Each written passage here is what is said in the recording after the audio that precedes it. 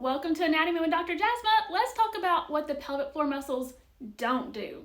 I was working with a really lovely lady this week, and she was telling me about how her referring provider was upset that the pelvic floor physical therapy wasn't fixing her tilted uterus. And there's no shame or hate on this provider. Maybe they just don't understand how the pelvic floor muscles help to support those structures. So let's talk about it together. The uterus is held within the pelvic cavity by a number of ligaments. The biggest one is called the broad ligament.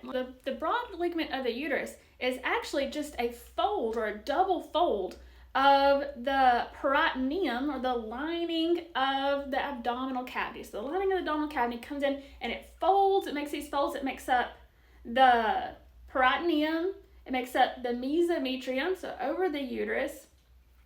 And then the fallopian tubes and even the ovaries are encapsulated within folds of the broad ligament and the peritoneum. The uterus is also held in within the cardinal ligaments. So the cardinal ligaments are those guys out to the side. And the uterosacral ligament. So let's see if we take a few of these structures out. You can see them a little bit better.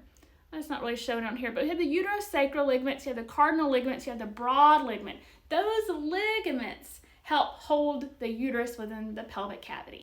The pelvic floor muscles provide what we call the third layer of support.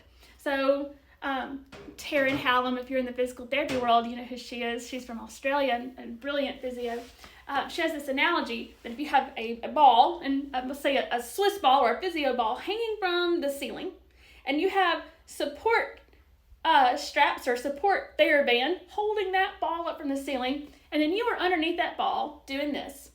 I am providing some support to that, but I'm not holding that ball up. Your pelvic floor muscles are not holding your uterus in. So while they provide a crucial part of the support system of the pelvis, they do not physically hold your bladder or your rectum or your uterus in your body. Your ligaments do. If you're dealing with symptoms of prolapse, so maybe the uterus is moving down towards the vaginal canal and towards the exit, strengthening the pelvic floor muscles, it's going to provide some support, but it is not going to fix your prolapse. If it's not much movement at all and it's not symptomatic, it's probably not even a problem.